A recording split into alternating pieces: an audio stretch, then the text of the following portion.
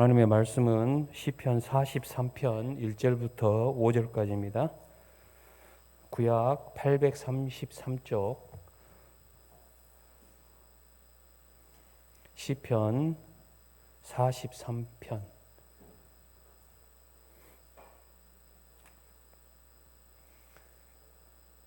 다 찾았으면 큰 소리로 함께 읽겠습니다. 시작. 하나님이여 나를 판단하시되 경건하지 아니한 나라에 대하여 내 송사를 변호하시고 간사하고 불의한 자에게서 나를 건지소서. 주는 나의 힘이 되신 하나님이시거늘 어찌하여 나를 버리셨나이까. 내가 어찌하여 원수의 억압으로 말미암아 슬프게 다니나이까. 주의 빛과 주의 진리를 보내시어 나를 인도하시고 주의 거룩한 상과 주께서 계시는 곳에 이르게 하소서. 그런즉 내가 하나님 제단에 나아가 나의 큰 기쁨에 하나님께 이르리이다. 하나님이여 나의 하나님이여 내가 수금으로 주를 찬양하리이다.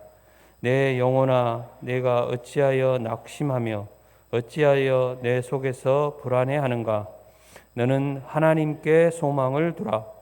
그가 나타나 도우심으로 말미암아 내 하나님을 여전히 찬송하리로다. 아멘. 목사님께서 나오셔서 세상에서 가장 큰 기쁨이라는 제목으로 말씀 전해 주시겠습니다.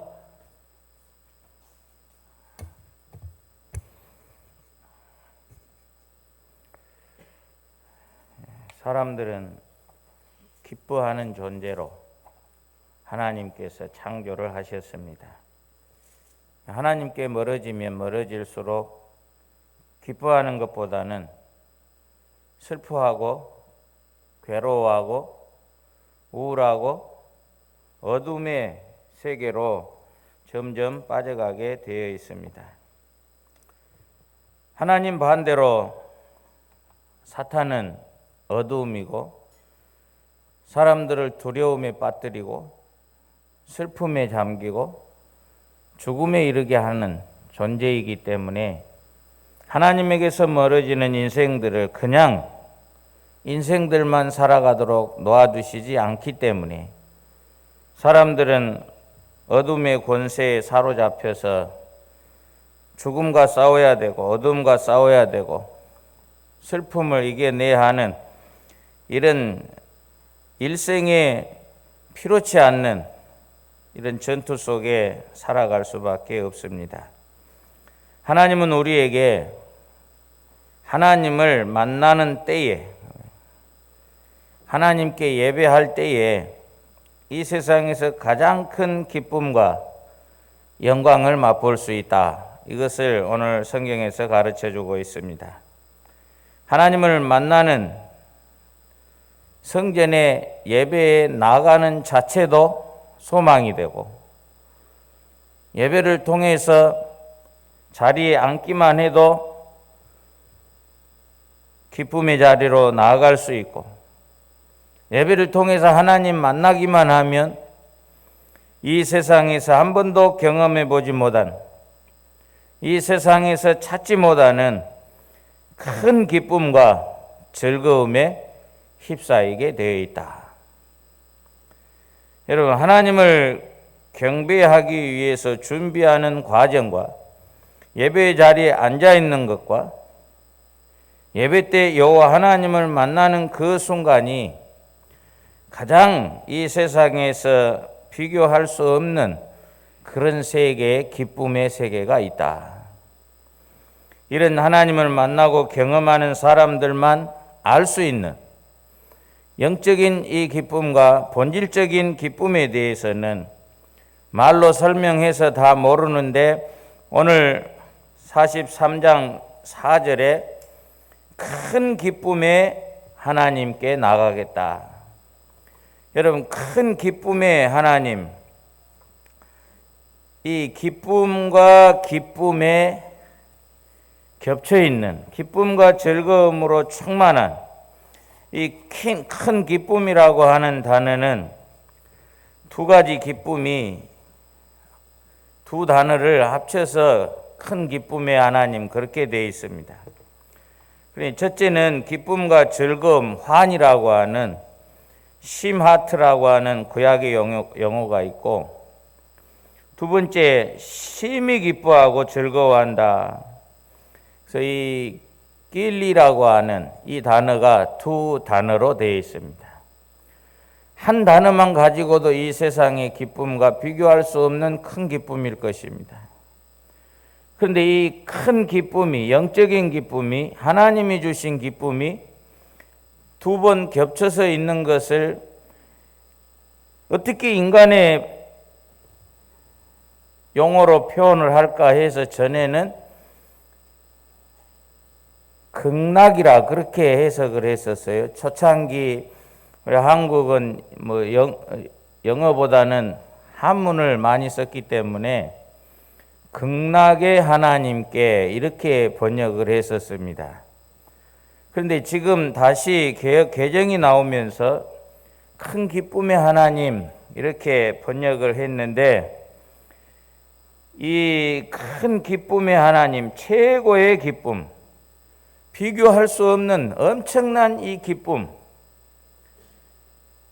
기쁨을 극락이라고 표현을 해놓고 보니까 불교에서 말하는 극락, 사람들이 비교를 못하고 이 극락이라고 하는 세계를 마치 불교에서 수도를 하고 자기의 모든 것을 비워버리고 욕심도 내려놓고 해탈하는 열반의 세계에 들어가는 그런 것과 같이 생각하기 때문에, 그래서 기독교에도 무소유주의자들을 선호하고 있고, 욕심 없이 살아가는 이것이 마치 성화되어가는 극락에 이르는 것처럼 잘못 생각하고 있기 때문에 극락이라고 하는 단어가 지금은 큰 기쁨의 하나님께 이렇게 바꿔져 있습니다.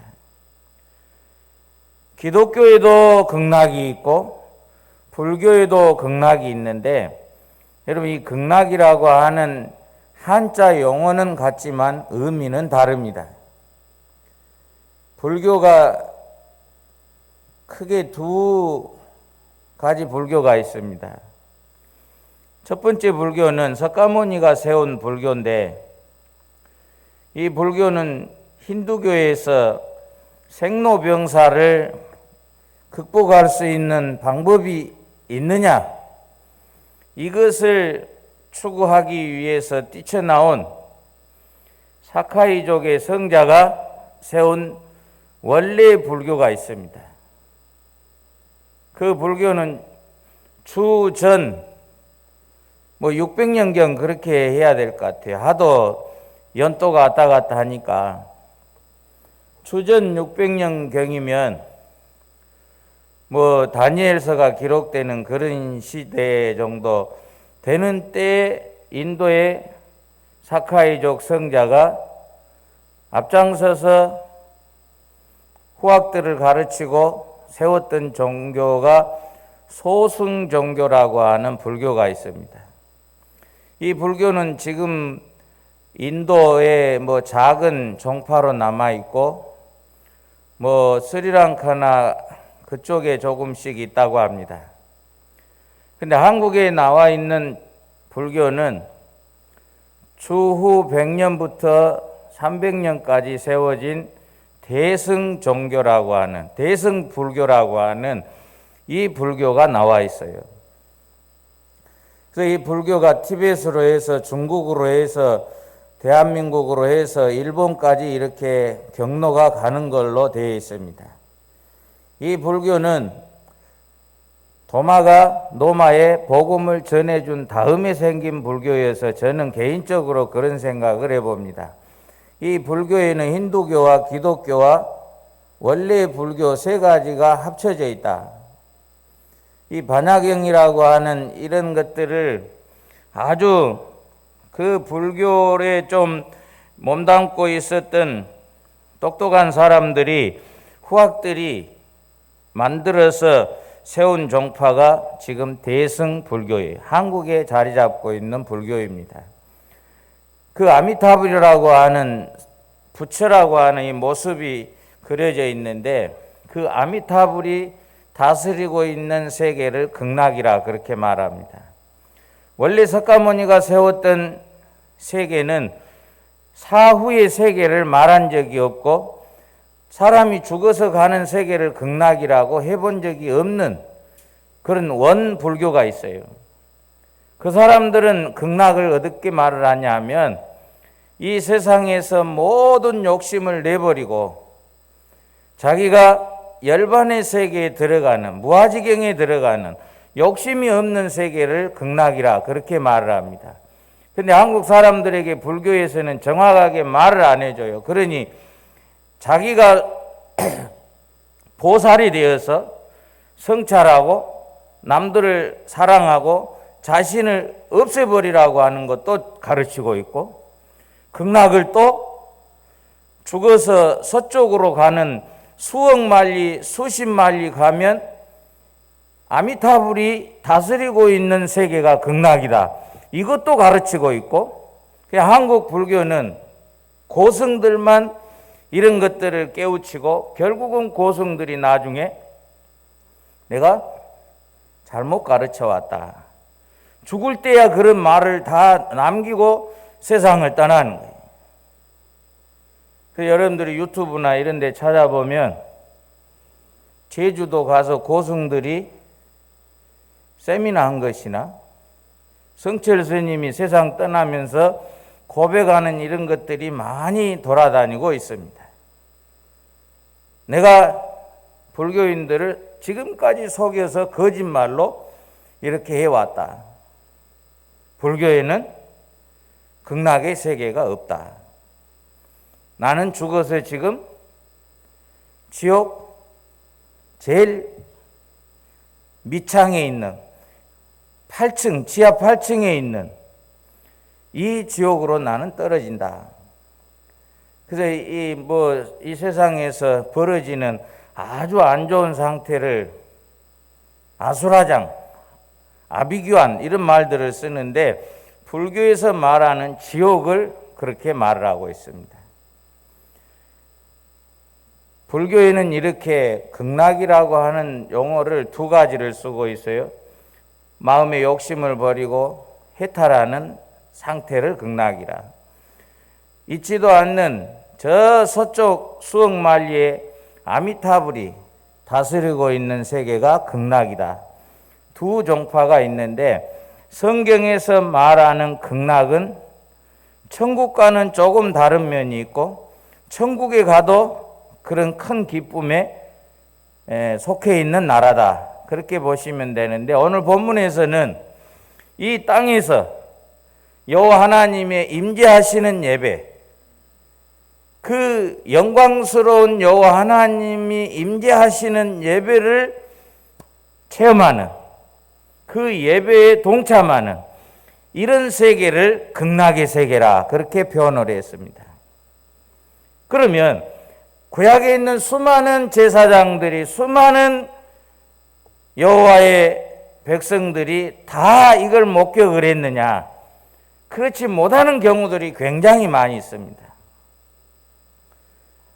마치 이스라엘 백성들이 가장 큰 교회는 광야에 애굽에서 나왔던 전체가 시내산에서 광야에서 하나님 예배할 때 보았던 영광들이 있습니다. 그 영광은 이스라엘 백성들이라고 하는 백성이었지만 이집트에서 하나님을 모르고 살았고 범죄한 우상 숭배한 이런 문화 속에 살았기 때문에 여호와의 영광이 자기들에게는 큰 영광으로 비춰지지 못하고 두려움으로, 그래서 여호와 하나님께서도 시내산에 임재하실 때에 아무도 올라오지 못하게 하는, 그래서 모세와 여호수아만 올라가서 하나님의 영광을 보게 되는 이런 일이 있었어요. 그렇지만 그 뒤로 그러면 구약의 성막과 이 성전 예배를 통해서 여호와 하나님께서 성막에도 구름으로 임재하시는 모습을 보여주셨고 이 성전을 솔로몬이 건축하고 예배할 때도 영광으로 임하셨고, 신약 교회를 시작할 때 하나님이 영이시기 때문에 성령님이 충만해서 나타나는 이 광경이 여호와 하나님의 영광을 경험하는 예배다. 그래서 한국에도 1900 초기에 한두 번 일어난 게 아니고 평양에서부터 일어나는 성령운동이 있습니다.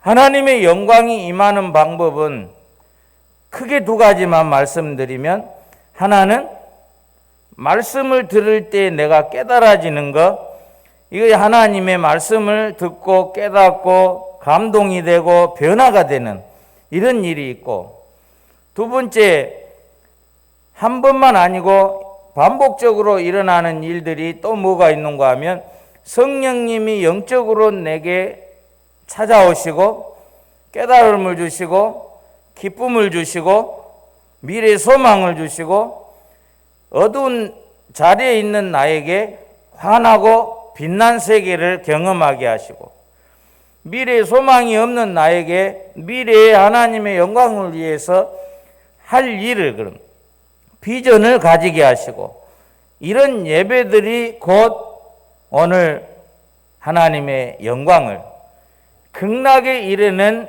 예배로 나가겠다고 하는 이 고라의 후손들의, 이 레위인들의 고백이 본문에 기록되어 있습니다. 그러면 오늘 답답하고 우울하고 미래에 소망이 없고 무엇 때문에 살아가야 할지 모르는 이 시대에 사는 우리들에게, 우리들의 손에 무엇을 들려줘야 우리에게 소망이 있을 것인가? 더 나은 무엇을 내가 가져야만 기쁨이 있을 것이냐? 한번 여러분 기쁨이 있는 거, 언제 기쁨이 있는가 한번 생각해 보십시오. 여러분 돌잔치 할 때 기쁨이 있었는가요? 유치원 입학하는 날이 기뻤던가요? 생일잔치 해주는 날이 기뻤던가요? 용돈 받는 때가 기뻤던가요? 핸드폰 처음 개통해서 손에 받았을 때가 기뻤던가요? 이런 일들이 동시에 두 가지가 겹쳐서 온다고 하면 더 기쁘겠지요? 생일 선물로 생일날 핸드폰 받고 케이크 받고 거기에 용돈 받고 여러 가지를 받는다고 하면 그날이 상당히 기쁠 거예요.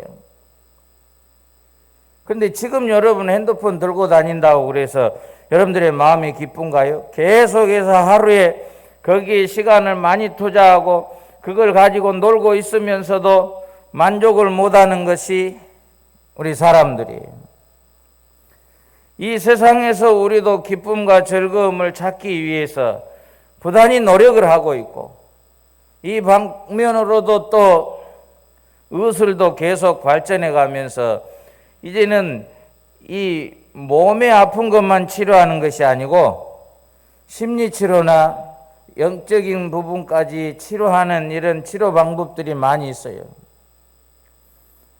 그래서 정신과 심리치료 이런 것들이 많이 있는데, 이 심리하고 정신과하고 가지는 소유하고 내 생활하고 살아가는 것하고 밸런스가 맞아가야 되는데 안 맞는 거예요.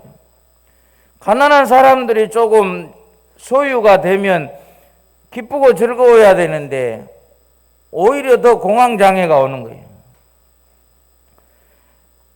여러분들이 지금 공부하려고 살아가지만 내가 성적이 중간만큼만 갔다, 이럴 때는 무엇이 기쁨이 되겠어요? 다음 달 시험 봤을 때 한 3계단만 올라갔으면 좋겠다. 그 다음 달에 시험 봤을 때는 한 5계단 올라갔으면 좋겠다. 이것이 하나의 기쁨이었어. 그러면 결과를 받아들였을 때 15등이었던 내가 10등 됐으면 굉장히 좋아해야 되잖아요. 그날은 좋은데 그 기쁨이 계속 갈 수 있느냐. 1, 2등이 제일 기쁨이 없고 압박감이 많고 절망적이지, 중간에 가는 학생들이 절망 속에 극단적인 생각을 하는 경우들이 더 작다고 하는 거예요. 이 세상에서 우리가 가질 수 있는 기쁨과 즐거움은 우리 생각하고는 다른 것들이 굉장히 많이 있습니다.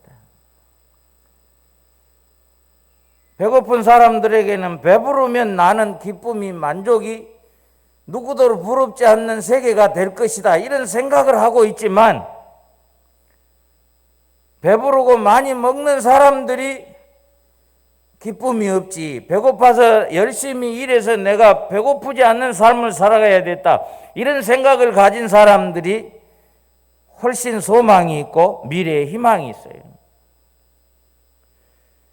세상에서 주는 기쁨은 우리에게 영원하지도 못하고 완벽하지도 못하고 일시적일 수는 있지만, 나쁜 것은 아니지만 우리에게 진짜의 기쁨은 여호와 하나님을 만나는 순간에 있다. 우리는 앞으로 예배 드릴 때 하나님이 기록에서 주신 말씀 속에서 내가 어떻게 깨닫는 사람이 될 수 있느냐.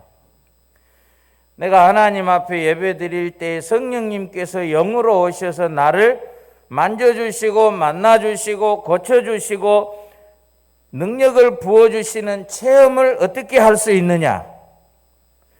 내게 주시는 지식과 구원의 즐거움을 가지고 기쁨이 회복돼서 어떻게 하나님을 찬양하고 갈 수 있느냐.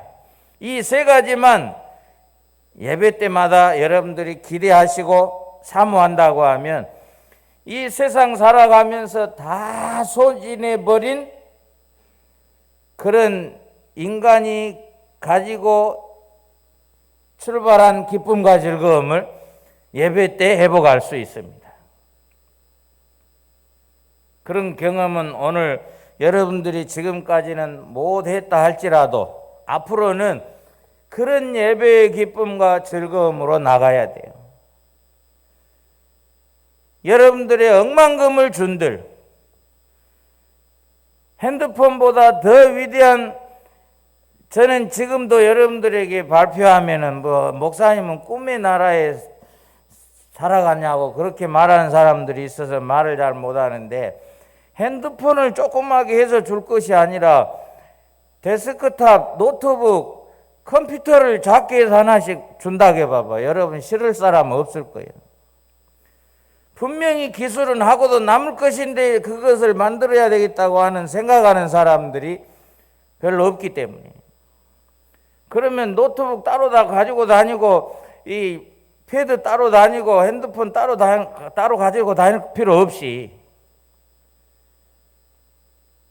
집안에 있는 대형 노트북을 여기다 담아서 가지고 다닌다고 하면 쓰기가 굉장히 편리할 거야. 제가 수년 전에 폴더폰, 이런 핸드폰 나왔을 때 그 기술 개발하는 분에게 제가 그런 제안을 했어요. 이 핸드폰 안에 영안 사전만 넣어놓으면 한국에 대박 날 것이라고 그렇게 제가 이야기한 적이 있어요. 그때는 그 영안 사전 이런 거 검색이 안 될 때, 만약에 영안 사전만 들어간다고 하면 부모님들이 자녀들 안 사줄 사람이 없을 거라고. 그런데 지금은 영안 사전 정도가 아니고 세계 5만 거 치면 안 나오는 것이 없이 다 나오잖아요. 그러나 실제로 업무도 볼 수 있고 컴퓨터를 할 수 있는 모든 것을 할 수 있는 그런 때가 올 수 있다. 저는 그렇게 보고 있습니다. 그것은 별로 어렵지 않을 것 같아요. 이런 것을 여러분들의 손에 쥐어주면 그때 만족하겠느냐.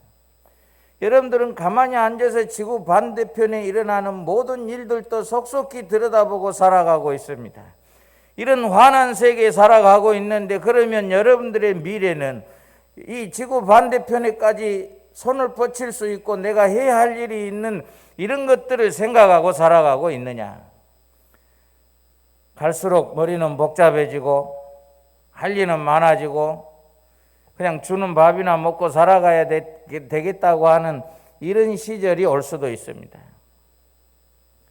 이 세상에서 가장 기쁘고 즐거운 것은 예배에 있다.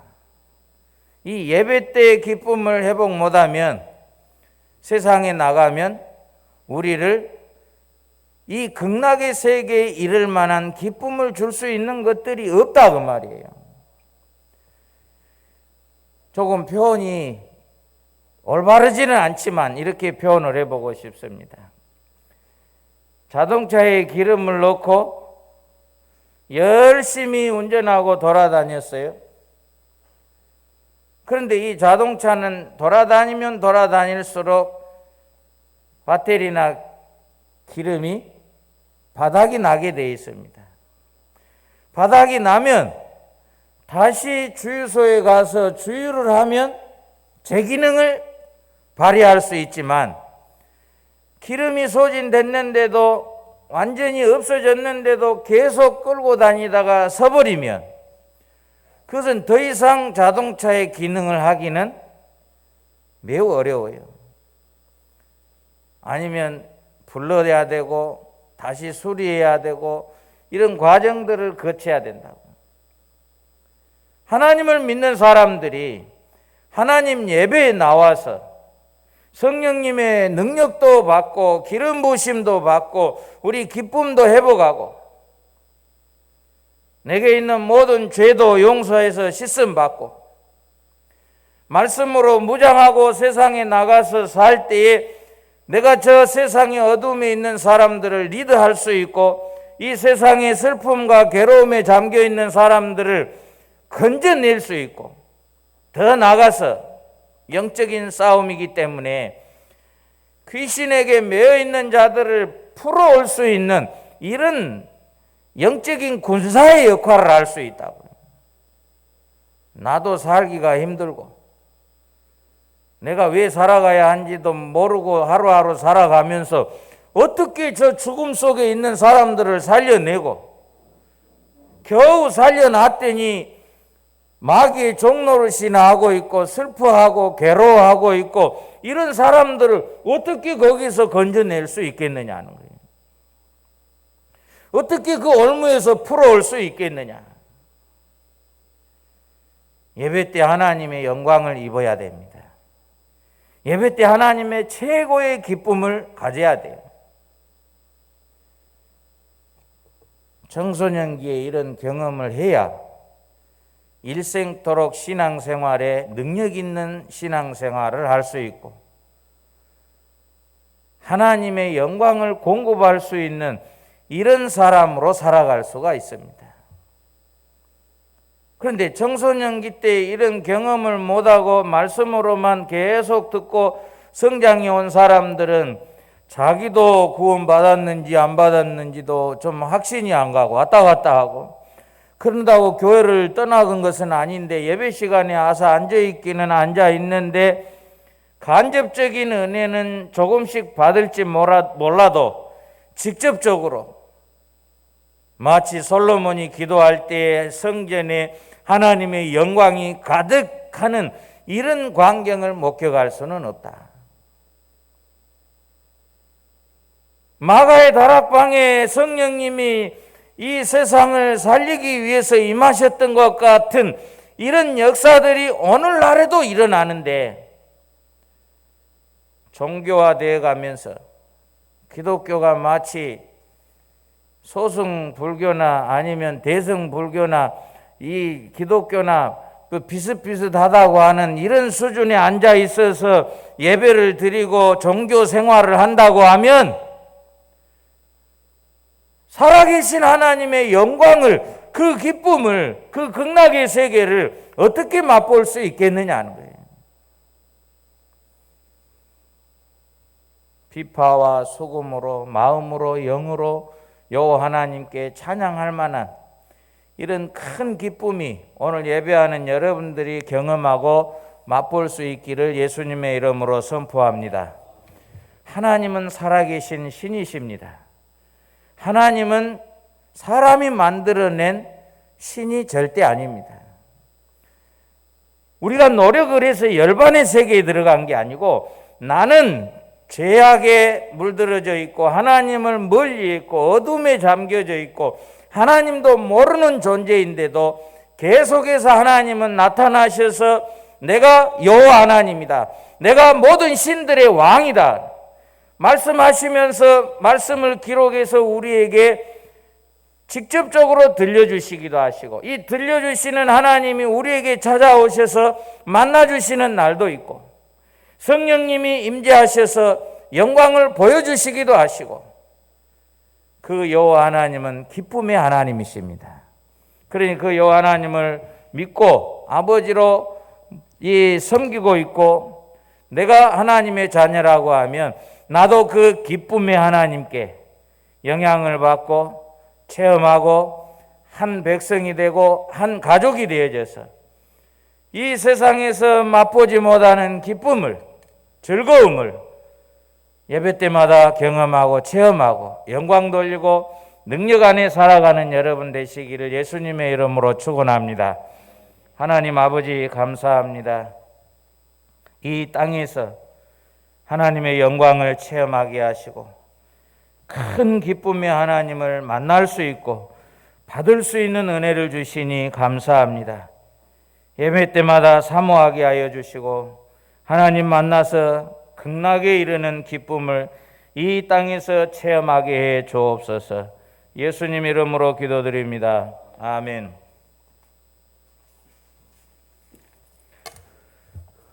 다 같이 일어서셔서 찬송가 431장 부르시겠습니다.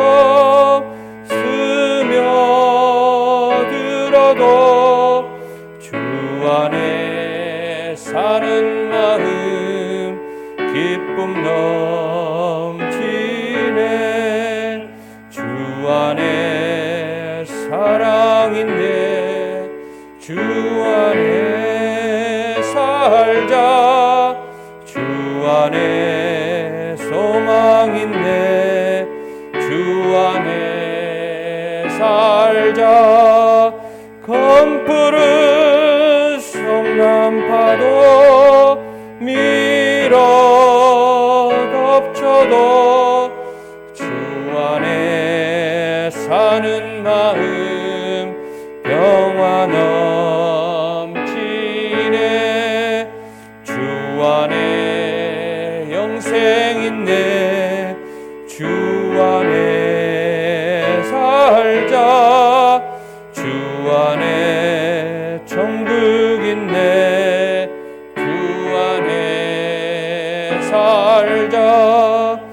불길이 지옥처럼 솟아올라도 주 안에 사는 마음 생명 넘치네. 목사님 나오셔서 헌금 기도와 축복해 주시겠습니다. 하나님 아버지, 살아계신 하나님, 기쁨의 하나님, 예배하게 하시고 오늘도 하나님 앞에 마음과 몸과 예물을 올려드리오니 받아주시고 하나님의 능력으로 덮어주시며 하나님의 손으로 만져주시옵시고 하나님의 영으로 충만케 해 주옵소서. 예수님 이름으로 기도드립니다. 아멘. 주 예수 그리스도의 은혜와 아버지 하나님의 사랑과 성령님의 크신 권능이 예배하는 무리들에게 항상 충만할지어다. 아멘.